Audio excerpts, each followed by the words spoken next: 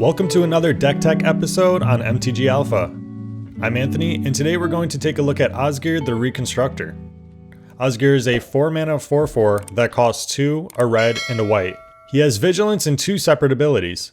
You can pay 1 colorless and sacrifice an artifact to give target creature you control +2/+0 until end of turn.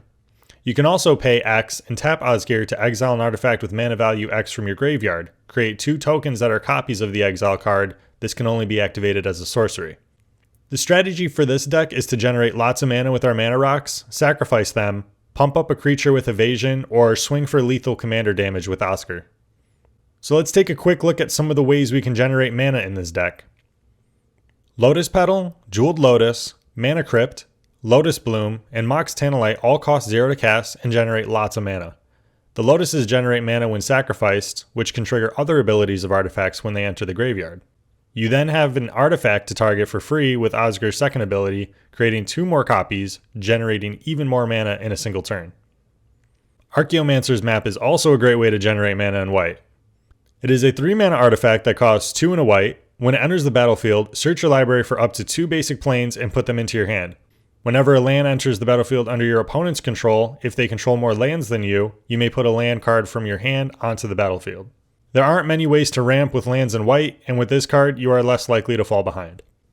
You can also generate mana with treasure tokens. Cards like Dockside Extortionist, Monologue Tax, and Smothering Tithe generate lots of treasure tokens.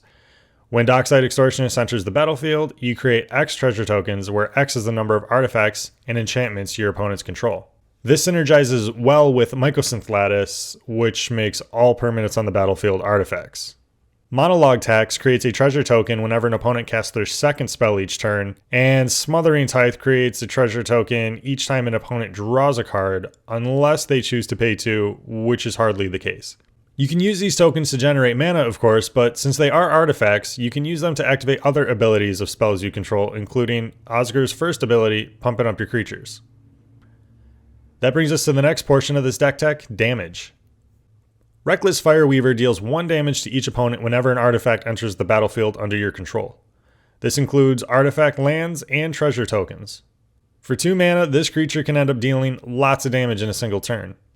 With Osgir's first ability, you can choose to target any creature you control. That includes Osgir himself. He's a 4/4 with Vigilance, so he's actually the perfect target for his own ability, giving a creature you control +2/+0 until end of turn each time you pay 1 and sacrifice an artifact.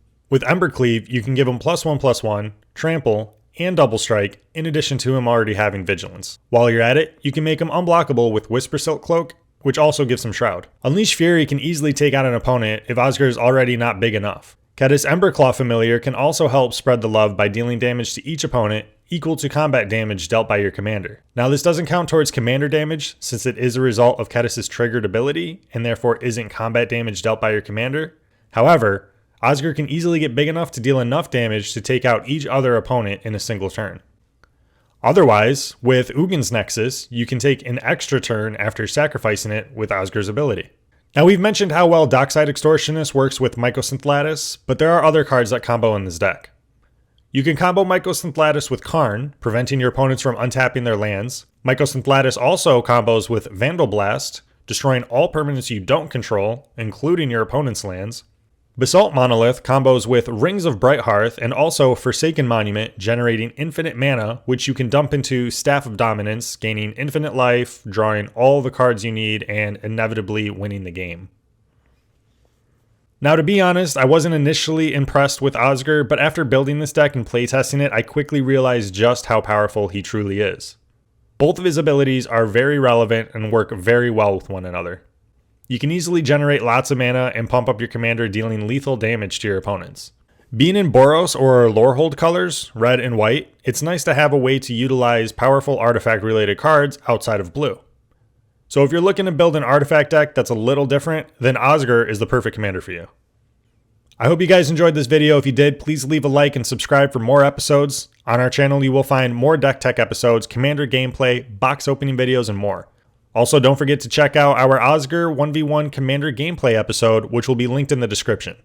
And let me know what cards you would add to this deck. Would you lean more into a Voltron strategy or a sacrifice theme? Let me know in the comments below. Thanks for watching, and I hope you have a great day.